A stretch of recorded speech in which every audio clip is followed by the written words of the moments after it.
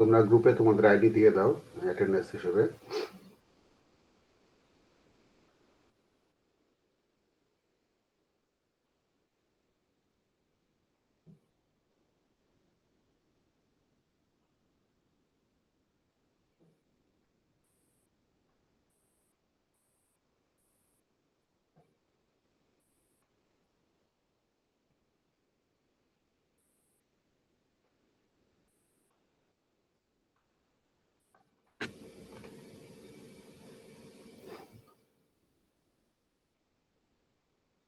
গতবারের কোশ্চেনটা দেখি আর তার আগের বারের কোশ্চেনটাও দেখি।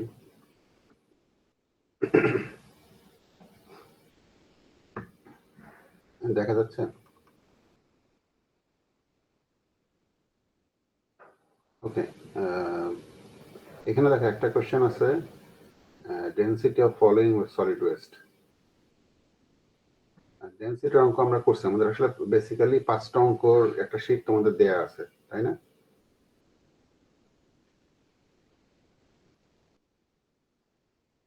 খেয়াল নাই? আচ্ছা, দেখাচ্ছি।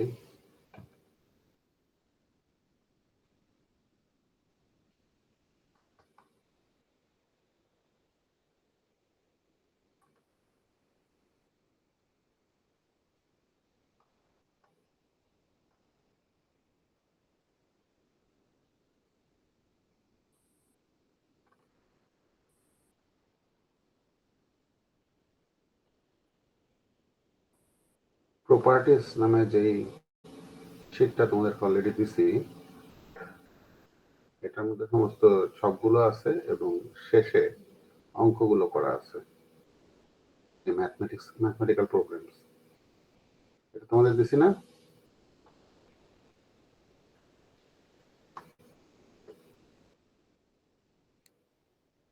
হ্যাঁ, আচ্ছা, না হলে তোমাদের গ্রুপে আবার দিয়ে রাখতেছি এখনই।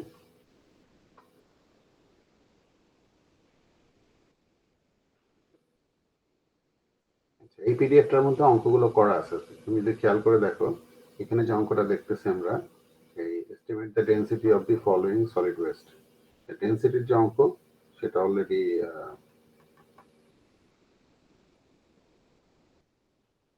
এই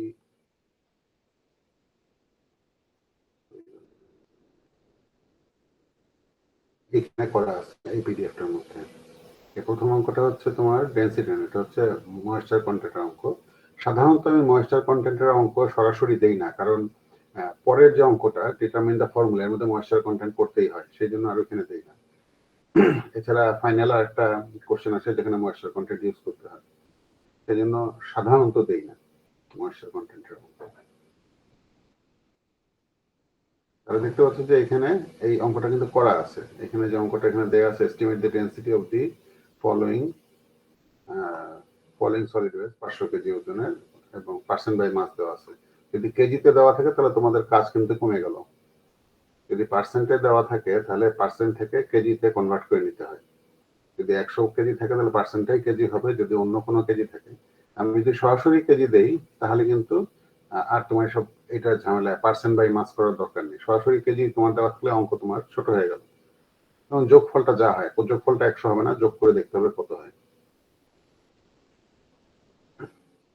তাহলে অঙ্কটা এখানে করা আছে, ডেন্সিটির অঙ্কটা যেখানে করা আছে, পার্সেন্ট থেকে কেজিতে কনভার্ট করে নিতে হয় যত কেজির কথা বলা আছে। আর যদি আমার এখানে সরাসরি কেজিতে দেওয়া থাকে তাহলে তো আর এই একটা কলাম কমে যায় তোমার অঙ্কের মধ্যে। ঠিক আছে, এই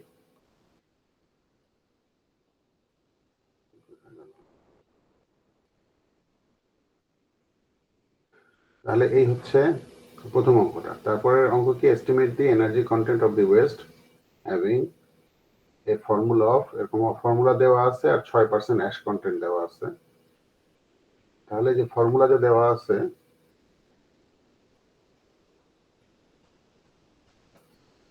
energy content of the West, এটা ডাইরেক্ট, আর ফর্মুলা থেকে যেটা করা সেটা আরো পরে দেওয়া আছে, এইটা এইটা এই যে 5 নম্বর যে অঙ্কটা। তাহলে এই 5 নম্বর অঙ্কটাও আসছে। আচ্ছা, এটা বাদ বাদ দিয়ে গেলাম, এটা বড় অঙ্কটা, সরি ভুল হয়েছে, তার আগে আরেকটা অঙ্ক আছে। প্রথমে দেখলাম এটা, এবং এই অঙ্কটায় এই 3 নম্বর যে অঙ্কটা, এটাতে কিন্তু নাম্বার আসলে এখানে যেটা দেখাচ্ছে সেটা ভুল। নাম্বার এটাতে বাড়াই দিছিলাম, 6 করে দিছিলাম, কারণ যেহেতু এটা একটু বড় অঙ্ক। আর পরে একটা অঙ্কতে নাম্বার কমায় 4 করে দিছিলাম। এই যে এটা তো দেখলাম, এরপরে সেকেন্ড যে অঙ্কটা আছে, হ্যাঁ, এইখানে সরাসরি মাস দেয়া ছিল। এই অঙ্কটা হচ্ছে এই অঙ্কটা, এটা অনেক বড়। এই অঙ্কটা করার জন্য এখানকার যে এক্সাম্পল 10.4 অনেকটা এই ধরনের। এখানে তোমার কি কি কলাম দেওয়া আছে দেখো, এই পার্সেন্ট বাই মাস, ওয়েট, মাস সরাসরি দেওয়া আছে। তার মানে প্রথম কলামটা না, দ্বিতীয় কলামের ভ্যালু দেওয়ার ডাইরেক্ট দেওয়া আছে এখানে। কাজে একটা স্টেপ কমে গেছে কিন্তু এক্সাম্পলটা করে আছে। তারপরে এখানে টিপিক্যাল ময়েশ্চার কন্টেন্ট আর ড্রাই মাস। এই টিপিক্যাল ময়েশ্চার কন্টেন্ট তোমার ওই চার্ট থেকে নিয়ে আসতে হবে, ময়েশ্চার কন্টেন্টের চার্ট। এবং কোশ্চেনের মধ্যে এই এই চার্ট সব দেওয়া থাকে তোমাদেরকে। যদি খেয়াল করো এই কোশ্চেনটা দেখো, শেষে এটা ময়েশ্চার কন্টেন্ট, তারপর ডেনসিটি, তারপরে যে ফর্মুলার অঙ্ক করার জন্য চার্ট সব দেওয়া ছিল। হ্যাঁ, এবং ফর্মুলাও দেওয়া ছিল যে এনার্জি কন্টেন্ট ক্যালকুলেশনের। কাজেই তোমার কোনো কিছু মুখস্থ রাখতে হবে না, টেনশনের কিছু নাই। এই অঙ্ক করার সময় আমাদের জাস্ট টিপিক্যাল ময়েশ্চার কন্টেন্ট গুলো বসায় দিতে হবে এখান থেকে। ঠিক আছে, ময়েশ্চার কন্টেন্ট বসায় ড্রাই মাসটা বের করতে হবে। ড্রাই মাস বের করার পরে দেখেন এখানে সবগুলো ক্যালকুলেশন করা আছে, মাঝখানে দুই একটা জায়গায় একটা কলামে কয়েকটা ডাটা দেয়া নেই, কারণ সবগুলো যেহেতু একই রকম ক্যালকুলেশন, সবগুলো দিলে অনেক সময় খাবে পরীক্ষা হলে। আমি চাই যে পরীক্ষা হলে তুমি পারো কিনা এটা দেখা। আমি তোমার এত সময় খরচ করাতে চাই না, সেজন্য জাস্ট স্যাম্পল হিসেবে 1 2 3 4 এখানে 5টা ডাটা নাই। কাজে তোমার কি করতে হবে, এখানে এই যে নিচে যে টেবিলটা দেওয়া আছে সেটা দেখে এগুলো বের করতে হবে। বুঝতে পেরেছো কি বলছি?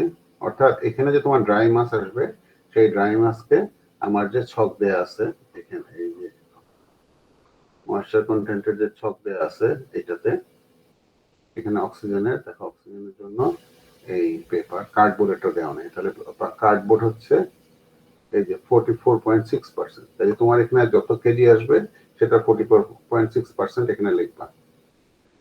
তারপরে হচ্ছে প্লাস্টিক, এই যে প্লাস্টিক হচ্ছে 22.8%। কাজে এখানে তোমার যে কেজি আসবে প্লাস্টিকে, হ্যাঁ, সেটার 22.8% এখানে লিখবা। এই যে গার্ডেন ট্রিমিং হচ্ছে 38% অক্সিজেন থাকে। কাজে এখানে তোমার যত ড্রাই মাসে যত কেজি আসবে সেটার 38% এখানে লিখবা। একইভাবে উডেরটা লিখবা, লেখার পরে এই সবগুলো যোগ করে এই কলামের যোগফলটাও বের করবা। বোঝা গেছে কি? ওকে, হ্যাঁ, তাহলে ওই ওই ছকটা কোশ্চেনের শেষেই দেওয়া আছে, আমি শীট থেকে দেখা দিলাম। করার পরে যে যোগফল বের করলো অক্সিজেনের, তারপরে এই স্টেপ গুলো ফলো করবা। তাই তোমার কাজ হচ্ছে যে কোশ্চেন দিলাম এটা বাসায় বসে বসে সলভ করা, তাহলে একবার প্র্যাকটিস হয়ে যাবে। ঠিক আছে, তারপর দরকার হলে একজন পোস্ট করো, আমি দেখে দেবো যে কোথাও ভুল হয়েছে কিনা, মানে উত্তরটা মিলছে কিনা, বা কোথাও ভুল হলে দেখা দেবো না। এটা গেল একটা জিনিস। সবার শেষে সবগুলো যখন কেজি পেয়ে গেলা, carbon, hydrogen, oxygen, nitrogen, sulphur, সবগুলো এখানে লেখা হইলো। এখানে লেখার পরে এই যে এই ধাপগুলো করে এই মাঝখানে স্টার মারা ধাপটা করা লাগবে না এই পার্টিকুলার অঙ্কের জন্য, কারণ আমাদের ফর্মুলা চাইছি এখানে শুধু ডিফাইন দ্য ফর্মুলা। আর এই পার্সেন্ট মাসটা লাগে যদি এনার্জি বের করতে চাই এরকম করে, তাহলে ঠিক আছে।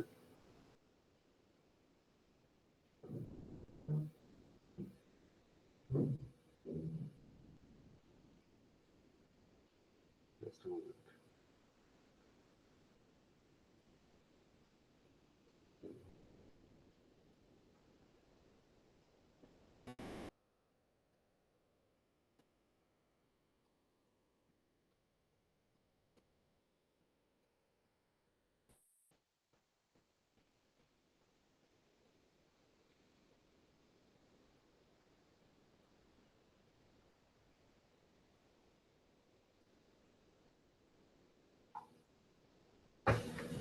আচ্ছা, এই পর্যন্ত গেল। যেহেতু আমাদের স্টেপ 5টা নেই, আমাদের শুধু ফর্মুলা চাইছে, তাহলে এই ফর্মুলা পর্যন্ত বের করলেই হবে। গতবার যেটা দেখছি, আমি যেহেতু ক্লাসে বলছি ফর্মুলা আসলে রেশিওটা সরাসরি, তারা করছে কি এই ধাপটা না করে সরাসরি মোলের সংখ্যাগুলো বসায় দিয়েছে এখানে। টেকনিক্যালি দ্যাট ইজ কারেক্ট, কিন্তু পরীক্ষা যেহেতু দেওয়া হয়েছে একটা যে কোনো একটাকে 1 ধরে করে দিলে সেটা বেটার হয়। হ্যাঁ, টেকনিক্যালি সেটা কারেক্ট হলেও সেখানে একটু নাম্বার কম পাইছি। ওই যে 1 নম্বর কাটছিলাম ওখানে 1 বা 2 নম্বর। যেহেতু সে এই ধাপটা করেনি। কিন্তু technically he or she is correct যে এটা করছে। 2 জনকে দেখলাম এই কাজটা করছে। It's fine. কিন্তু আমার মতে এই যে সালফার 1 ধরে মানে এট লিস্ট একটা করে দেওয়াও মানে যেকোনো একটা এরকম এই যে যেকোনো একটা এস বা এন 1 দেখাবে, বাকিগুলো সব অন্য সংখ্যা দেখাবে, এরকম করে দেওয়া ভালো। ঠিক আছে? টেকনিক্যালি যদি এই সংখ্যাগুলো লিখে দাও নিচে, এই সংখ্যাগুলো তাহলেও ইটস ওকে, কিন্তু এটা বাজে দেখায়। ঠিক আছে? যেকোনো একটাকে 1 ধরতে হবে। সবচেয়ে ছোট যেটা সেটাকে 1 ধরলে করে দেখালে ভালো। কাজে অঙ্ক খুব কঠিন কিছু না, এটা প্র্যাকটিস করবা। 2টা কোশ্চেন দিছি, 2টা কোশ্চেনে একটু 2 রকম একটু ডাটা আলাদা আছে, 2টাই প্র্যাকটিস করবা। প্র্যাকটিস করে যেকোনো একজন যদি পোস্ট করো গ্রুপে, আমি দেখে দিলাম, তাহলে তোমরা দেখলা যে ও কি করছে, তোমারটার সাথে মিল দেখতে পারবা। আবার ওটার মধ্যে যদি ভুল থাকে আমি তাহলে ওটা মার্ক করে তোমাদের ফেরত পাঠাবো। তাহলে দেখতে পারবো যে আসলে কোথায় ভুল হয়েছে বা কেন ভুল, কোন জায়গাগুলো আমি বলতেছি ঠিক হয় নাই।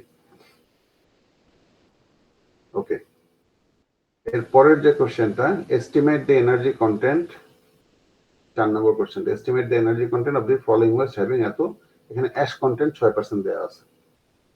এই অঙ্কটা এখানে দেওয়া আছে যে অ্যাশ কন্টেন্ট 7% ধরে, এটা এক্সাম্পল 5। কাজে হুবহু সেম কোশ্চেন, জাস্ট এই নাম্বার গুলো আলাদা। এই নাম্বার যেটা কার্বন কয়টা, হ্যাঁ কার্বন কয়টা, এখানে যেমন 750 আর এখানে অনলি 65 দেওয়া আছে, কাজে এখানে 65 হবে তোমার। হ্যাঁ, এখানে 100 দেওয়া আছে, এখানে 100 হবে 1600 জায়গায়। Just like that. Oxygen 40, nitrogen 5, sulphur 1। Just এইভাবে একটা ফর্মুলা দেওয়া আছে। আর এই যে এই জিনিসটা কেজি পার মোল, এই ডাটাটা দেওয়া থাকবে না। কার্বনের কত, হাইড্রোজেনের কত, অক্সিজেনের কত, এই নাম্বারটা তোমার মুখস্থ রাখতে হবে। ওকে, এটা তো আগের কোশ্চেনেও মনে হয় লাগছে, তাই না? এই যে এখানে কেজি পার মোল দেখো 12.01 লিখছি, এটা তোমার মুখস্থ, এটা দশমিকটা ছেটে দাও, 12, 1, 16, 14 আর 32, এটা হোপফুলি মনে থাকবে। এটা তো এত পড়ছি ক্লাস 8 থেকে, এখন মনে না থাকলে খারাপ। কাজে কার্বন, হাইড্রোজেন 1, কার্বন 12, অক্সিজেন 16, হ্যাঁ এগুলো জিনিস তোমাদের মনে থাকা উচিত। Nitrogen 14, sulphur 32। মনে রাখবা অক্সিজেনের দ্বিগুণ হচ্ছে সালফার, 16 আর 32, হ্যাঁ, আর নাইট্রোজেন 14।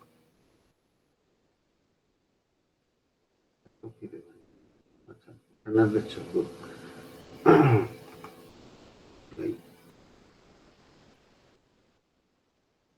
তাহলে এই অঙ্কটাও কঠিন কিছু না। এই অঙ্কটা করার পরে এই যে এইখানে যেমন নিচে এই ইকুয়েশনটা কিন্তু এই কোশ্চেনের শেষে দেওয়া থাকার কথা। হ্যাঁ,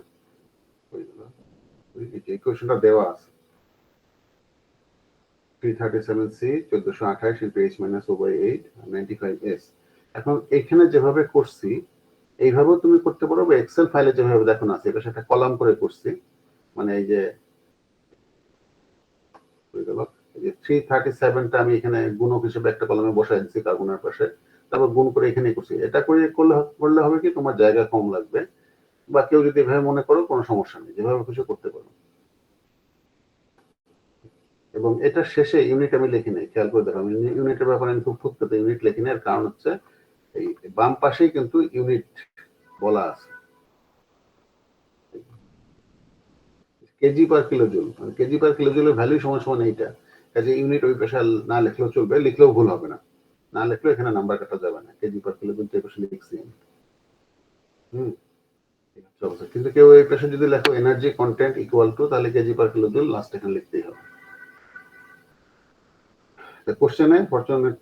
কোশ্চেনের ফর্মুলাটা এভাবে কেজি পার কিলো জুল এইভাবে লেখা আছে। কাজে আমার ধারণা এটা দেখে তোমরা যেহেতু লিখবা পরীক্ষার খাতায়, লাস্টের নাম্বারের পরে কেজি পার কিলো জুল না লিখলেও নাম্বার কাটবো না। ওকে, তাহলে এটা গেল হচ্ছে তোমার এই অঙ্কটা। এগুলো সব ক্লাসে অলরেডি কভার করা হয়েছে, 1, 2, 3টা। Solid waste from a commercial area to be collected, তার মানে এটা হচ্ছে ট্রান্সপোর্ট এন্ড ট্রান্সফার। গতকাল যে দুটো অঙ্ক দেখালাম তার মধ্যে এটা একটা।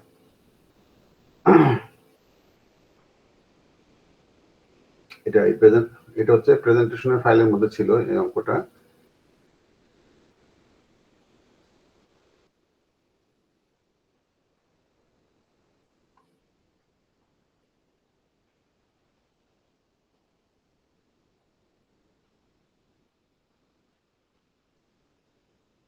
কোথায় গেল? আমরা যে এই ফাইলটা কি তোমাদের দিছি কিনা, যে যেটা এই ফাংশনাল এলিমেন্টস, যেটা এই প্রেজেন্টেশন দেখাচ্ছে, এটা কি তোমাদের সাথে শেয়ার করছি ক্লাসে? শেয়ার না করে থাকলে এখন আরেকবার দিয়ে দিচ্ছি। এটার মধ্যে অঙ্কটা করা আছে।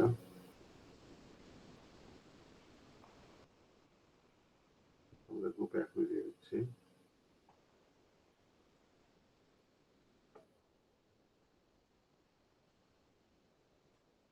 আমি ওটাতে যাচ্ছি, ওটাও ঠিক করে দেবো। ওটা হচ্ছে প্রত্যেকটা আমি করবো কি, সামনে একটা পৃষ্ঠা বানায় যতগুলো যতগুলো রিডিং ম্যাটেরিয়াল আছে সবগুলো একটা পৃষ্ঠার লিঙ্কটা ঠিক করে দেবো, যাতে এক পৃষ্ঠা থেকে সব পাও। কারণ আমার এটা সবার প্রথমে বানাইছিলাম যত্ন করে, প্রত্যেকটা মডিউলের জন্য আলাদা আলাদা রিডিং ম্যাটেরিয়াল। তো ওখানে কি হয়েছে, এটা কেন জানি ওই লিঙ্কগুলো সামহাউ ঝামেলা করতেছে। আমি লিঙ্কগুলো ঠিক করে দেবো। সরাসরি ফাইলের গুলো ফোল্ডার হলে হবে কি, ফোল্ডার এই জন্য দেয় না, ফোল্ডার হলে অবশ্যই সুবিধা হয়, আমার ঝামেলা কমে যায়, একটা লিঙ্ক দিলেই শেষ। এবং ফোল্ডারের পুরাটাই শেয়ারেবল, মানে উইথ লিঙ্ক যে কেউ অ্যাক্সেস করতে পারে। সমস্যা হচ্ছে অন্য জায়গায়, মাথা গরম হয়ে যায় এত কিছু দেখে, কারণ অনেক অপ্রয়োজনীয় জিনিস আমি ওখানে মাঝে মাঝে রাখি। আমি তোমাদের মাথা গরম, এটা কেন দিলে, এটা কেন দেখতে পাচ্ছি না কেন, হ্যাঁ, এই জন্য ওটা দেই না, যাতে মাথা কম গরম হয়। এই জন্য, কারণ তুমি যদি খেয়াল করো এই ফোল্ডারের মধ্যে অনেক কিছু আছে, মিডিয়ার কোশ্চেন আছে, হ্যাঁ, তারপরে দেখবে তোমার এটা হয়তো ঠিক মতো খুলতেছে না, ওডিটি আকারে আছে। তারপরে এখানে দেখবে যে ওডিজি আকারে আছে, তোমার এটা খুলবেই না, তুমি তো মাথা গরম হয়ে যায়, এটা কি দিচ্ছে স্যার, এটা কি দিচ্ছে। এটা আসলে কিছুই না, আমি যেহেতু ফাইলটা বানাইছিলাম অফিসে আর বাসায় এসে আবার কাজ করতেছি, ফাইলটা এখানে রেখে দিচ্ছি যে বাসা থেকে যাতে আবার ডাউনলোড করে কাজ করে আবার কাজ করতে পারি। এরকম কিছু জিনিস আছে। এটা এমন কিছু জিনিস না যে তোমার কোশ্চেন আউট হয়ে যাবে, এই কোশ্চেনটা অলরেডি হয়ে গেছে। বা আমি এখানে কিছু ছবি আঁকার কাজ, ওডিজি মানে হচ্ছে, মানে এখানে গুগল এটা খুলতে পারে না, ডাউনলোড করার পরে এটা শুধু ওপেন অফিস থাকলে খুলবে, ওপেন অফিস বা লিব্রে অফিস।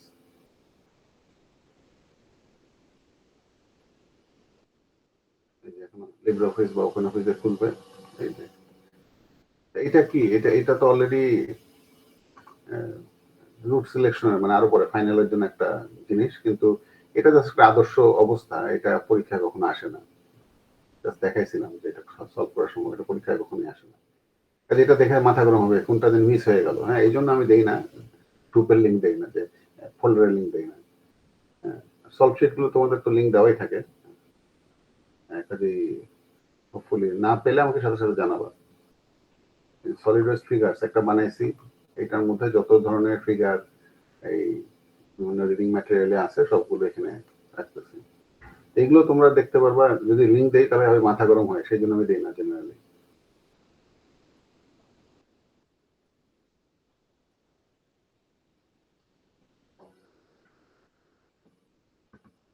এটা হচ্ছে বিভিন্ন কনসালটেন্সি যেসব ফিগার বানাই সলিড ওয়েস্ট রিলেটেড, সব এক জায়গায় রাখছি যাতে আমার প্রয়োজনের সময় এক ফাইল করলে সবগুলো পাই বিভিন্ন প্রেজেন্টেশনে বা পড়ানোর সময়।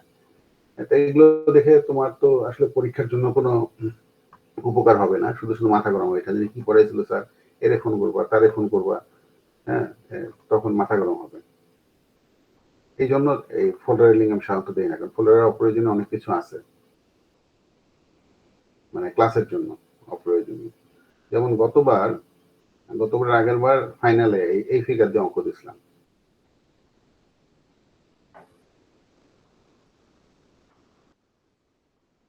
এগুলো কনসালটেন্সির কাজ, হ্যাঁ, কিন্তু সলিড ওয়েস্ট রিলেটেড। কাজে আমি যখন সুযোগ পাই তোমাদের ক্লাসে এগুলো দেখাই, যাতে তোমাদের একটু বইয়ের যেগুলো পড়া তার বাইরেও প্রফেশনালি কি কি কাজ হচ্ছে সেটা একটু দেখতে পারো। এটা যখন সময় আসবে তখন দেখাবো। শুধু শুধু পুরো ফোল্ডার দেখলে মাথা গরম হয়ে যাবে, কি দরকার। এটা অ্যাভয়েড করার জন্য ফোল্ডারের লিঙ্ক সাধারণত আমি দেই না। এটা নট নেসেসারিলি যেটার মধ্যে এমন কি আছে, মানে গোপনীয় কি আছে, এটা ব্যাপারটা এরকম না, ঠিক আছে। আর এটা একটা কনসালটেন্সি রিপোর্ট রাখছি, যদি কখনো প্রয়োজন হয় দেখাবো এই জন্য। এনিওয়ে আমি ওটা ঠিক করে দেবো ম্যাটেরিয়াল গুলো, মিডিয়ার সবগুলো। কারণ ওই বিএলসি তে কেন জানি লিঙ্ক গুলো এই ঠিক হয় না, পরে আবার ম্যানুয়ালি গিয়ে ঠিক করতে হয়। লিঙ্ক গুলো আপডেট করে দিলে আবার ঠিক হয়ে যায়, দেখছি এটা অন্য কোর্সেও দেখছি। এই কোর্সটায় যেহেতু আমি সব ম্যাটেরিয়াল দিয়ে দিচ্ছি এখানে, সেই জন্য আর দরকার হয়নি গত সেমিস্টারে। আমি ঠিক করে দেবো, অসুবিধা নেই। এখন যে অঙ্কটা দেখতেছো এটা সলিড ওয়েস্টের এই ইউজিং স্টেশনারি নাকি কি বলছে stationary compactors container collection system. তো স্টেশনারি কালেকশন সিস্টেমের অঙ্ক এখানে দেখো কোশ্চেনের শেষে ফর্মুলা স্টেশনারি কন্টেইনার সিস্টেম সবগুলো ফর্মুলা দেয়া আছে, কাজে you don't have to memorise anything, at least ফর্মুলাগুলো, যদিও ফর্মুলাগুলো আমি এতদিন পড়ানোর পরে এমনি লিখতে পারি, এই জন্য না দেখলে আমি মুখস্থ করছি, কারণ এগুলো আমি জানি কিভাবে আসছে। হ্যাঁ, যে সময় এনডি দিয়ে ভাগ করলে হয়, এগুলো মানে একটু চিন্তা করলে ফর্মুলা মনে পড়ে। আচ্ছা, এখানে কি ডাটা দেওয়া আছে দেখো, সলিড ওয়েস্ট কালেকশন হবে determine the appropriate truck capacity for the following conditions. তার মানে গতদিন যে অঙ্কটা করলাম, বললাম যে 32 মিটার কিউবের ট্রাক হয় না 7 মিটার কিউবের, হ্যাঁ, কাজে আমার কয়েকটা ট্রাক লাগবে, বা তুমি বললো 7 মিটার কিউব কিনে আমি 5টা ট্রিপ দেবো, at least 32 metre cube volume total দরকার হবে, সেটা আমি কিভাবে ম্যানেজ করবো সেটা বলে দিলাম উত্তরে, তাহলে তোমার উত্তরটা আরো ম্যাচিউর হলো, যে 32 মিটার কিউবের ট্রাক কিনবে এটা না বলে, যেমন গতদিন যে অঙ্কটা দেখাইছিলাম মনে পড়ছে, এই যে, আচ্ছা এটা কি তোমাদের দিছি কিনা একটু আমার মনে নাই, এই যে এই প্রেজেন্টেশনটা, এই পিডিএফটা এইমাত্র দিলাম না?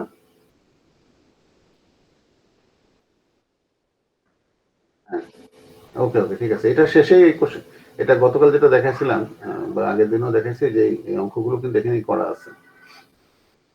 এটা হচ্ছে পরের অঙ্কটা, দেখবে একটা অঙ্ক অনেক ডাটা দেওয়া থাকে, এটা হচ্ছে স্টেশনারি কন্টেইনার সিস্টেম। এখানেও সেম ডাটাগুলো দেওয়া আছে, দেখো যে container size, utilisation factor, average number of location, এই যে সেম ডাটা হেডগুলো দেওয়া আছে। একটা জায়গায় ঝামেলা আছে, speed limit 72 kilometre per hour, এইটা স্পিড লিমিটের মধ্যে এ বি গুলো বের করে দেওয়া আছে, কিন্তু তোমার ছকে দেওয়া লাগতেছে না, কিন্তু যদি না দেওয়া থাকে, যেমন অন্য আরেকটা কোশ্চেনে আমি এটা দেই নাই, পরের কোশ্চেনটা যদি দেখি, এটা এটা এই কোশ্চেনেও এরকম একটা অঙ্ক ছিল, কিন্তু আমি স্পিড লিমিটটা দেই নাই, এটা অন্য অন্য বছরের, স্পিড লিমিট দেই নাই আমি, স্পিড লিমিট দিছি কিন্তু এ বির ভ্যালু ব্র্যাকেটে দেই নাই। যেমন অন্য অঙ্কটায় এই যে এ আর বি এর ভ্যালু এখানে দিয়ে দিছিলাম, ওই স্পিড লিমিটের জন্য এ কত হবে বি কত হবে, আর এটার মধ্যে চ্যালেঞ্জটা হচ্ছে এবং মানে আগেরটায় দিয়ে দিছি এমন কিছু না, 72 কিলোমিটারের জন্য কিন্তু এই ছকের মধ্যে 72-এর জন্য এ বির ভ্যালু দেওয়াই ছিল, এত বড় একটা ছক আমি কোশ্চেনে প্রিন্ট করতে চাই না দেখি এটা দিয়ে দিছি ব্র্যাকেটে, তাহলে আমার ওই যে কোশ্চেনের পাতার সংখ্যা কমে গেল এই জন্য। কিন্তু এবার কি করছি, স্পিড লিমিটটা দিছি 60, এখানে কিন্তু 60-এর কোনো এন্ট্রি নেই, এখানে খেয়াল করো 40, 56, 72, 88 আছে, এই 60 হচ্ছে এই দুটার মাঝে, এই দুটো ইন্টারপোলেট করে বের করতে হবে, বি এই দুটো ইন্টারপোলেট করে বের করতে হবে, কাজে এখানে একটু কঠিন হয়েছে অন্য কোশ্চেনটা, এই জায়গাটা সরাসরি পাওয়া যাচ্ছে না, তোমার এই কি বলে ইন্টারপোলেট করে বের করতে হচ্ছে, কাজে এইটুকু চ্যালেঞ্জ বাড়ছে। আর আরেকটা চ্যালেঞ্জ বাড়াই দিচ্ছি পরের কোশ্চেনটায়, সেটাতে এখানে একটা ইনফরমেশন আছে, সেটাতে আমরা আসবো একটু পরে, আপাতত আগেরটা সলিউশনে থাকি। এখানে আর এই অঙ্কটা হুবহু সেম, খালি ডেটা আলাদা, আর কিছু না, এই অঙ্কটা কিভাবে করতে হয় এখানে ধাপে ধাপে দেখানো আছে। তবে গত সেমিস্টারে, লাস্ট সেমিস্টারে আমি কোশ্চেনটা একটু কঠিন করছিলাম, একটু চ্যালেঞ্জ বাড়াই দিয়েছিলাম, সেটা দেখাচ্ছি এখন, এটাই মাত্র দেখালাম।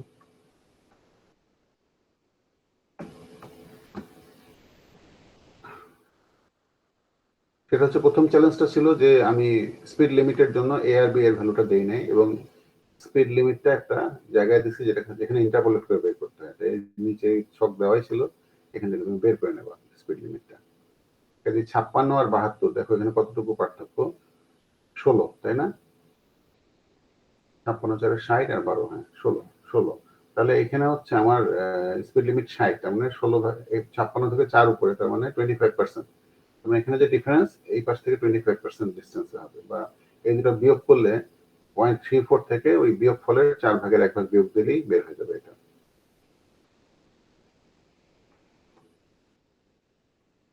-0.034 -0.022, যেটা হয় এটাকে তুমি যদি 4 ভাগ করো, 4 দিয়ে ভাগ করো, যেটা হয় 0.003, তার মানে 0.034 থেকে 0.031 হবে স্পিড লিমিট এর ভ্যালু। একইভাবে বের ভ্যালুটা বের করে দেবে, এখানে এটা খুব মুখে মুখেই করা যায়, দেখো ডিফারেন্স হচ্ছে 4, তাই যে 0.017 হবে, যেহেতু আমি 60 দিছি, ওইটা আমি হিসাব করে দিছি, যেখানে 16 ডিফারেন্স আমি 4 এর ডিফারেন্স দিছি, এই 4/1 দূরে থাকবে এই নিচেরটা থেকে, বা উপরের থেকে 4/3 ডিস্টেন্স থাকে। কি বলতেছি বোঝা যাচ্ছে? বাংলা কথা বলতেছি, কিন্তু মাঝে মাঝে লেখাপড়া আমরা বুঝি না অনেক সময়, যে মাথা যেহেতু জ্যাম হয়ে থাকে।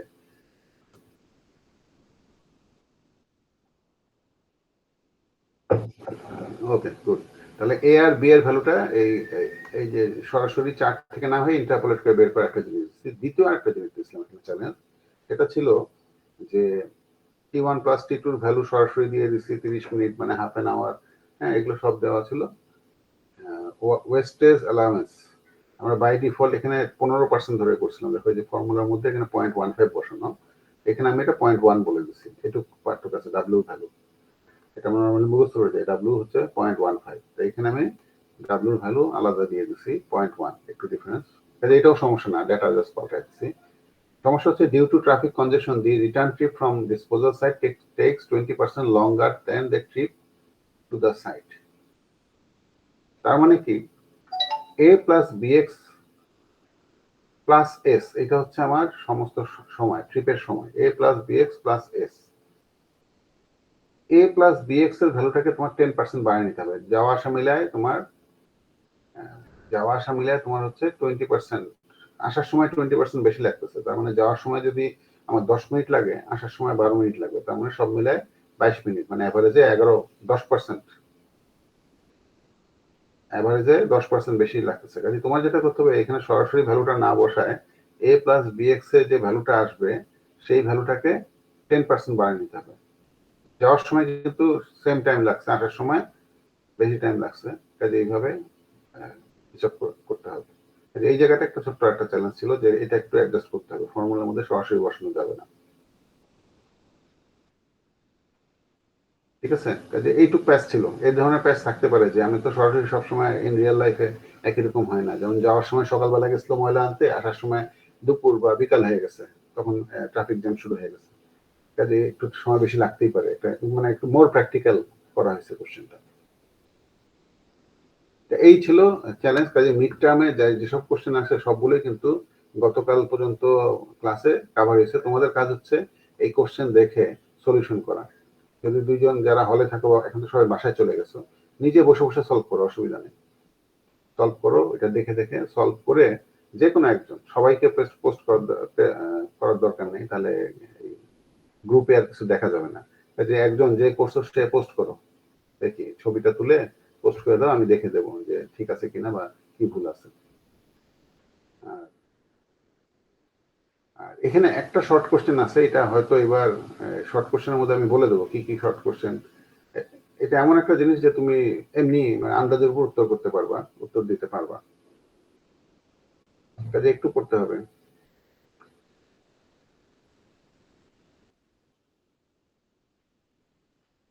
এটা না পড়ানো হলে কোশ্চেন, যেমন এখানে যে কোশ্চেন আসছে এটা তোমাদের পড়ানো হয়নি এখনো, হাজারদাস ওয়েস্ট। কাজে এটা তোমাদের যদি পড়ানো না হয়, তাহলে এখানে এই কোশ্চেন, এই ধরনের কোশ্চেন আসবে না। এটা হাজারদাস ওয়েস্টের কোশ্চেন। কাকে হাজারদাস ওয়েস্ট বলে, এটা প্রপার্টি আছে, ডেফিনিশন আছে। এটা যদি না পড়াই, তাহলে এই কোশ্চেন করা যাবে না। তারপর সলিড ম্যানেজমেন্ট টেকনিকের চয়েস, এই চয়েসের মধ্যে এটা কিন্তু এক অর্থে পড়ানো হয়েছে।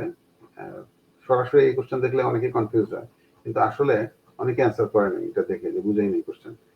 এটা হচ্ছে চয়েস মানে যেখানে দেওয়া আছে ম্যানেজমেন্ট হায়ারার্কি, যে প্রথমে আমাদের চেষ্টা করতে হবে যাতে ময়লা উৎপাদনই না হয়, নাহলে কম ময়লা যাতে উৎপাদন হয়। উৎপাদন হলে যাতে রিইউজ করা যায়।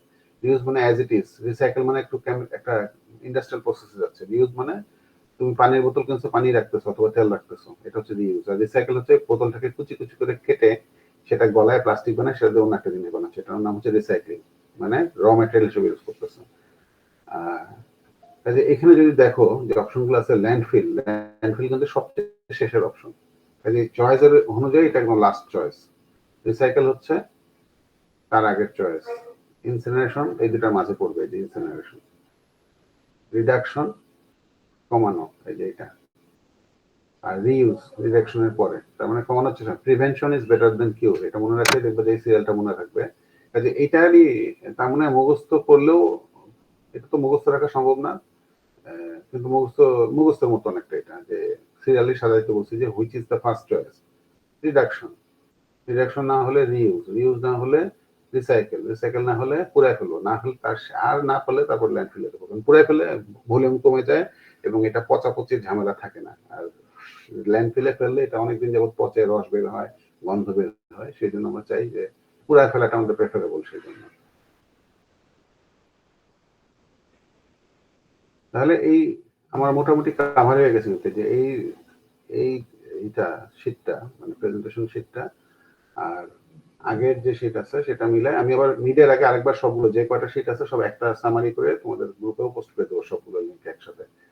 আর ওইখানেও আমি দেখবো এখন ওই বিএলসি তে ঢুকে দেখবো যে কি ঝামেলা আছে তুমি ঠিক করে দেবো। মিডের একটা আছে সবগুলো লিঙ্ক ঠিক করে দেবো আমি।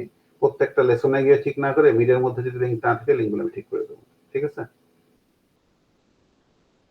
Any questions?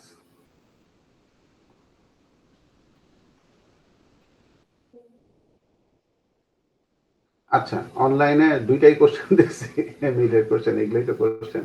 আচ্ছা, ব্যাপার হচ্ছে যে নির্বাচনের পরে এক সপ্তাহ আমাদের ক্লাস অন আছে, তারপর হচ্ছে মিড টার্ম পরীক্ষা 22 তারিখ থেকে। এটা পিছাবে না। এটা আমি মিটিং হয়েছিল যখন যে অনলাইন ক্লাস দেওয়ার সময় তখন গেছিলাম যে এটা পিছানোর কোনো সুযোগ নাই। যদি না দেশের পরিস্থিতি খারাপ হয়ে যায় কোনো কারণে, যদি এরকম চলতে থাকে ঠিক থাকে তাহলে মিড টার্ম হবে। কারণ এই মিড টার্ম পিছিয়ে গেলে এরপর তো আবার ফাইনাল পরীক্ষা, ওই যে রোজার মধ্যে অনেক কিছু পড়ে গেছে। ঠিক আছে? এই রোজার মধ্যে পড়ার কারণে মিড টার্মের পরে আবার 2.5 সপ্তাহের মধ্যে ক্লাস, তারপরে কিন্তু ঈদের বন্ধ। কাজে এইসব মনে করে আমাদের যে রিকোয়ারমেন্ট যে 1400 এই সাড়ে কত 21 মানে 37.5 ঘন্টা ক্লাস 3 ক্রেডিটের, এটা কাভার করা খুব মুশকিল। এবং এটা কাভার না করলে যে অ্যাক্রিডিটেশনটা কিন্তু ওদের উপর ক্যাক করে ধরতে পারে। হ্যাঁ, কাজে তখন দেখা যাবে শুধু আমাদেরকে না হয় খারাপ বললো, তোমরা অ্যাক্রিডিটেশন না পেলে তো বিপদ তোমাদের বেশি লস হবে, তাই না? অ্যাক্রিডিটেশন তো একটা প্রোগ্রামের থেকে পাশ করা থাকলে তোমাদের যে লাভ হবে সেটা অ্যাক্রিডিটেশন না পেলে বা যদি এখানে আটকায় দেয় তোমরা তোমাদেরই সুবিধা দিলে হবে। সেই জন্য সবার সচেতন থাকতে হবে যাতে ক্লাস আমরা করবো না স্যার, এই করি আসলাম না, এরকম যাতে না হয়। আর ওরকম যদি কেউ না আসো অসুবিধা নেই, ক্লাস হবে, ক্লাস হবে, অ্যাবসেন্ট দিয়ে রাখবো যাতে কাগজে কলমে দেখায় তোমাদের কোর্স ফুলফিল করা হয়েছে। কিন্তু আসলে যদি ফুলফিল করে না, আবার ওরা তো রেজাল্ট দেখে, রেজাল্ট দেখে কত পার্সেন্ট পরীক্ষায় যে কোশ্চেন